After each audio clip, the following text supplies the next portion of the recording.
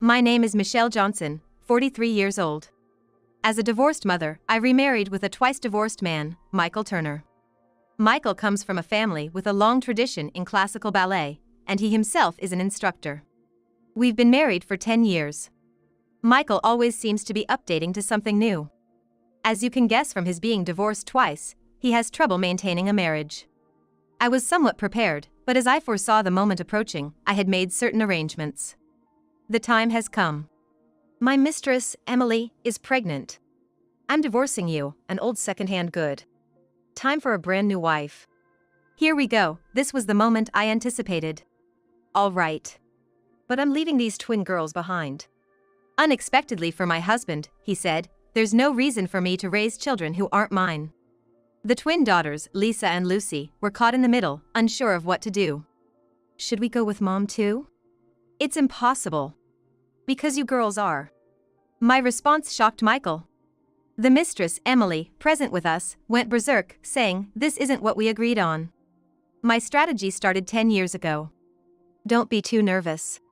Our nosy aunt has been a bit pushy, making you go out of your way for us, and I apologize for that. Michael was very casual, which immediately showed his high communication skills and familiarity with women. You lost your husband in an accident 2 years ago, didn't you? Since then, I've heard you've been raising your young twin daughters all by yourself. I really love children, you know, I'd like to meet your twin daughters. A mutual acquaintance who introduced me to Michael had mentioned that Michael couldn't have children of his own. I've been divorced twice, and as you know, I have a unique profession. So everyone around had kind of given up on the idea of me marrying a third time. But I thought, if someone like you could join the family, it would be so comforting. We have a housekeeper, and all you would need to do is focus on raising the children and supporting my career. Michael's family has a long-standing tradition in classical ballet, and not only is Michael an instructor, but his father has reached the highest rank possible. I know nothing about the world of classical stuff. I'm unfamiliar with its history and traditions. Would I be suitable? Does this question mean you're considering marrying me? Seems like his assertiveness or his way of speaking that got to me. I found myself ready to follow him, even though we had just met. I wanted to give my 5-year-old twin daughters a father, but that was just a pretext. I, myself, wanted to be happy again. Is it too heavy? I'm really sorry. It's heavier than before, but that's because they're growing, right? Michael was carrying Lisa on his back and holding Lucy in front of him. We were on our way back from the theme park. It's just to the parking lot, anyway. Did you get a new car? Even someone like me, who's not into cars, noticed it's different from your old one. I got a bigger one, you know, because the family's getting bigger. I never thought I'd be the one buying a family car. Meeting you, Lisa, and Lucy, people say I've become softer. Maybe it's the calmness from your kindness or the girls' smiles. Watching the girls, they seem so happy, showing expressions I've never seen before. Plus, they had this project at kindergarten where they had to draw the face of someone they like, and both of them drew your face, Michael. That makes me happy, let me see those drawings. Oh, and I'm all set to go to the school event. That's okay, right? You're going to participate? Lisa and Lucy will be thrilled. Things were going well between me and Michael. He really doted on the girls, and they were fond of him too. We were warmly welcomed by Michael's family, and all that was left was to get married. What do you think?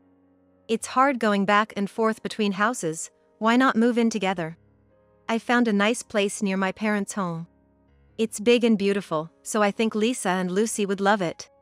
Of course, I've prepared individual rooms for when Lisa and Lucy grow up. The housekeeper mainly handles things, but the kitchen is large and user-friendly, so I think you would like it too. I really wanted a proper proposal, but I guess that's how it is with middle-aged remarriages. Me and the twin daughters moved from a 2-bedroom apartment to a luxurious 6-bedroom house. Lisa and Lucy were overjoyed. They were bouncing around on their new beds like trampolines and eventually fell asleep. Your father said? Yeah, please think about it. I'm an only child, and I can't have kids, right? For my dad, Lisa and Lucy are his first grandchildren. We've been involved in ballet for generations, and I think we should keep it going. Of course, I won't force anything. It's all up to Lisa and Lucy's decision. But, starting training at 5, They could become promising dancers in the future, especially being twins, they would probably get a lot of attention. I knew marrying into a non-typical family would have its challenges. But I didn't expect to teach Lisa and Lucy ballet. Maybe they can start when they're a bit older? I hear many people start when they're adults. It's just a suggestion from my dad, who's a master. Well, I want Lisa and Lucy to see a performance at least once. I felt like I couldn't say no. But against my expectations, Lisa and Lucy seemed interested after being taken to a recital once. My father-in-law, Ted, is usually friendly and always smiling. But I heard he's strict during practice, so I was worried. Hey, are you listening? You've been glued to that computer. It's okay, I might get my hands on some vintage pieces. Buying more vintage clothes? Like record collecting or vintage jeans? I can't tell if you like new or old stuff. I mean, you did buy the latest model air purifier, but all electronics are pretty much the same, right? You just don't get it. Electronics are evolving every day. Even our housekeeper, Kathy, says it's been a help. So, what were we talking about? It's about Lisa and Lucy. They find the training too tough and cry every day. When Lisa cries, Lucy cries too. Can't you talk to your father about it? What are you talking about? That training isn't tough. I went through 10 times tougher training than that. Dad is still holding back.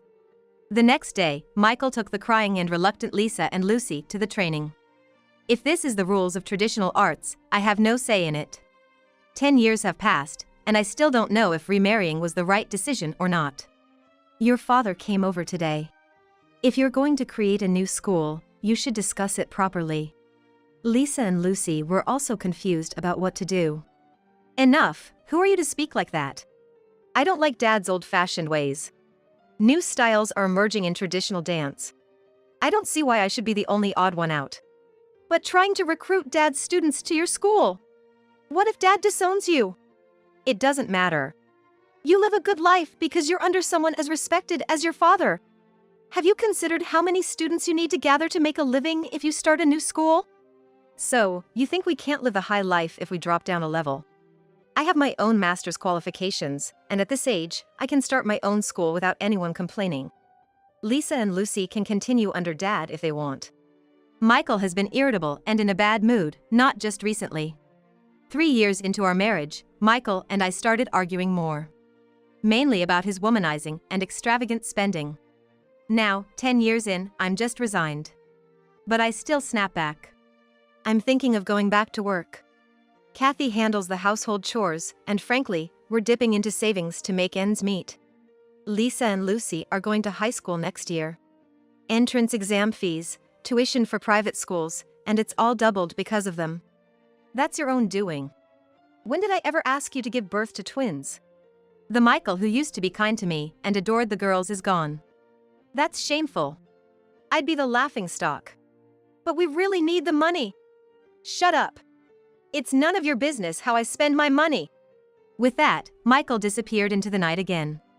Lately, he's been especially bad-tempered. He brings all his stress home, making me and the girls tiptoe around in fear. Who left the door unlocked? Michael started yelling as soon as he got home. Me and the girls, along with Kathy, were just having some dessert. He was in a bad mood. He forcibly finds something to be angry about, no matter how small, and then starts shouting like this. It might be my fault. I went to pick up Lisa and Lucy from their school, so maybe that's why. Don't take it for granted. After all, who do you think is providing a life without any need in terms of food, clothing, and shelter? Everything is doubled. I have no extra money to spoil children made with another man. I'm acting as their father only because I have to.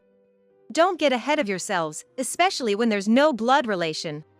This is too much, way too much. There are things that should and shouldn't be said.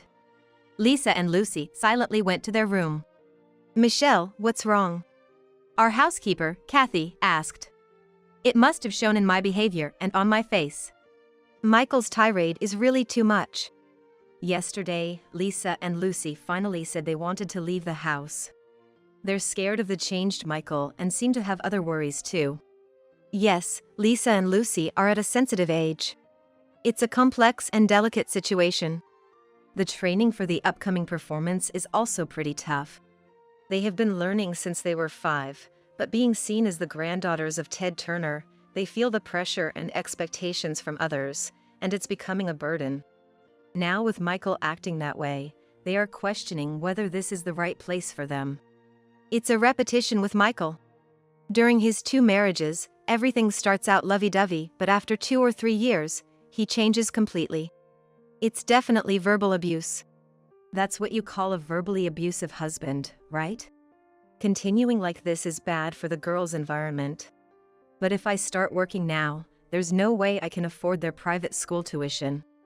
Without relying on my father-in-law's support, I'd be making the girls suffer. I shouldn't interfere, but maybe you should demand alimony and child support from Michael? If things get tough, Mr. Turner is there, and I think he will take care of Lisa and Lucy. Then, Kathy, there's something I need to ask you. I have trusted Kathy since getting married. She has always been supportive and kind. We have become friends over the years. I felt a bit guilty for involving Kathy, but I can't afford to worry about that now.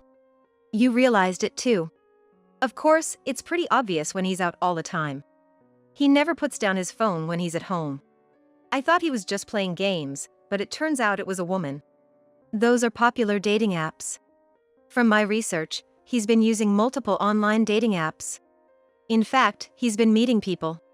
Lately, he seems to be getting close to one woman in particular. Kathy looked troubled. Since Michael became an adult, Kathy has been taking care of him. As a result, Michael trusts her more than anyone and treats her like a big sister. That's why he shares various things with her when he's had a few drinks. Kathy must feel that telling me these things is a betrayal.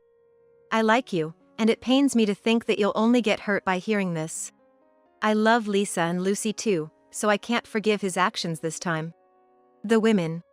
Michael has married before and treated me with disdain, like a slave. But you're different. You've been considerate towards me and said I'm part of the family. Am I really okay to tell you what I know? I'm ready. Even if it leads to divorce, I want to protect my daughters. That's why I need any evidence that could help, even a little. Right now, Michael is infatuated with a 22-year-old woman named Emily. She claims to be a childcare worker, but that's not true. A young woman of 22 won't seriously fall for a 45-year-old man, right? Is he just being used for his money? I believe that's Emily's aim. She wants to get into the Turner family to live a life of luxury. Michael has fallen head over heels for her, losing all sense and acting all lovey-dovey in a way that's unbearable to watch. He gushes to you, Kathy? When he drinks, he really becomes unbearable. Actually, I recorded him and Emily talking on the phone. That would be a strong piece of evidence. I listened to the recording with a heavy heart. Don't be so uptight, Emily. Divorce isn't that simple. In our case, there's a family background involved. I can't just decide everything alone. Of course, I want to marry you, Emily. A fresh, vibrant, and sparkling young woman like you. I just can't get enough. Emily, you're top-notch, cuter than any woman I've met before. My wife? That's long over. Being around her and her kids makes the house suffocating. It's my house, bought with my money, yet I don't have a place in it. They're just leftovers from a divorced woman. Complete secondhand, I don't need that. I prefer someone fresh and pure like a blank canvas, like Emily, that I can color in my own way. Don't worry. My family home is there. This would be my 3rd marriage, and it wouldn't change if it was the 4th or 5th. Emily, you'd be warmly welcomed. My dad's sweet on young and cute girls. Those stepchildren are just leeches, a huge nuisance. I wish they'd leave already, such hand-me-downs. Well, new is always better, right? I always want to update and evolve. Do you want to hear more? I gestured to stop. Perhaps it was a miracle that Michael and I lasted 10 years. And, I don't know if it's true or not, but Emily is claiming she's pregnant. That's definitely a lie, isn't he just ignoring that? It'll be interesting to see how far Emily can keep up this lie. It's about time, considering his behavior has been strange these past few days. There's something I need to do before he attacks me. I'm ready to face him. I prepared in advance, ready for the moment he would bring up divorce.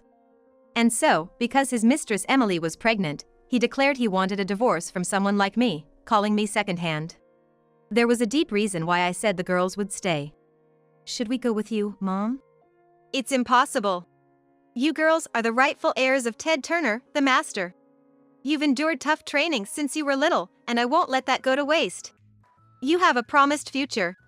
What? Yes, it's they, not you, who will continue Turner's legacy. Remember, you have been disowned and cut off from the family. Huh? I never heard about this. That's just your own claim? Choosing stepchildren over a blood relative as heirs, that's unheard of in the Turner family. Our family has long-standing traditions, and irregularities like this are not allowed. Hey, Michael, what's going on? This is different from what I heard. This was the first time I saw Michael's mistress, Emily, but she was not as youthful and fresh as Michael claimed. She looked somewhat unhealthy and tired. It seems like she's trying too hard to cover it up with flashy makeup and accessories. If Michael has been disowned by the Turner family, what happens to this house? What about his job? Was I deceived? No, that's not it. She's just babbling nonsense. She must really miss the luxurious life she led before. She never worked and let the housekeeper do all the chores while she did whatever she liked.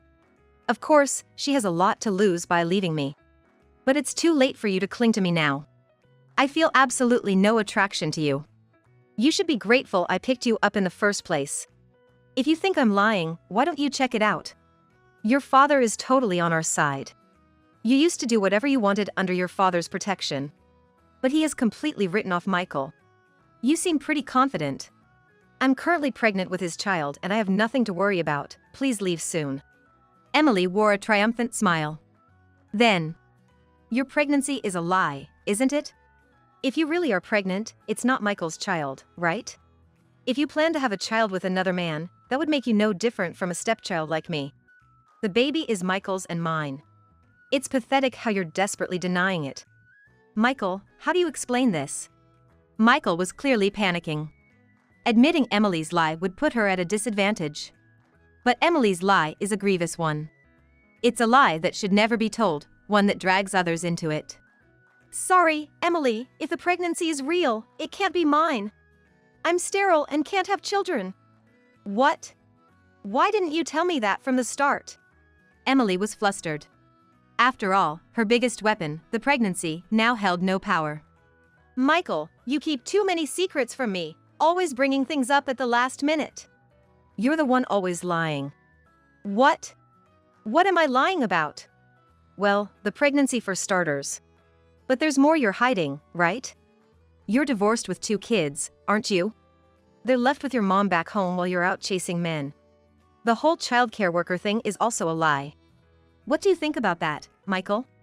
At 22, even with kids, is she still new to you? From my perspective, Emily seems like the used goods you despise. Michael was clearly unaware.